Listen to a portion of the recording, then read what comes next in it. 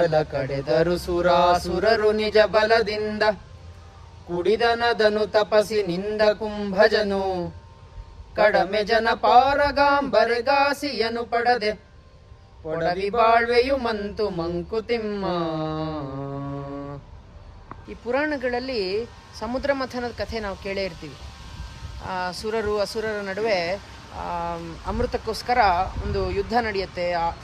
ಇದು ಸಮುದ್ರವನ್ನು ಮಥಿಸಿ ಅಮೃತವನ್ನು ತೆಗಿತಾರೆ.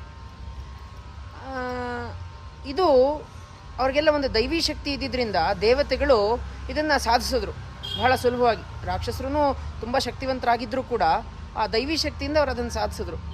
ಅದೇ ಅಗಸ್ತ್ಯರು ಕೂಡ ಇಡೀ ಸಮುದ್ರವನ್ನೇ ಅವರ ಕಮಂಡಲದಲ್ಲಿ ಕುಡಿದ್ರು ಅಂತ ಹೇಳ್ತಾರೆ.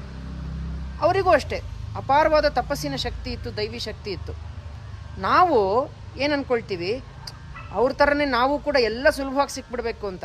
ಆದರೆ ನಾವು ತುಂಬ ಯಕಶ್ಚಿತ್ ಹುಳುಮಾನವರು ನಾವೆಲ್ಲ. ನಾವು ಕಷ್ಟಪಡದೆ ನಮ್ಮ ಈ ಮನುಷ್ಯ ಜನ್ಮದ ಸ್ವಭಾವ, ಈ ಮನುಷ್ಯ ಜನ್ಮದ ಪ್ರಕೃತಿ. ಕಷ್ಟಪಡೋದ್ರ ಬಗ್ಗೆ ಬೇಜಾರು ಮಾಡ್ಕೊಳ್ಬಾರ್ದು. ಕಷ್ಟಗಳನ್ನು ಇಷ್ಟಪಟ್ಟು ಮುನ್ನುಗ್ಗಬೇಕು. ಆವಾಗಲೇ ನಮಗೆ ಜೀವನದಲ್ಲಿ ಒಂದು ಹೊಸ ದಿಕ್ಕು ಕಾಣಿಸೋದು. ಏನನ್ಸುತ್ತೆ? ನಮಸ್ಕಾರಗಳು.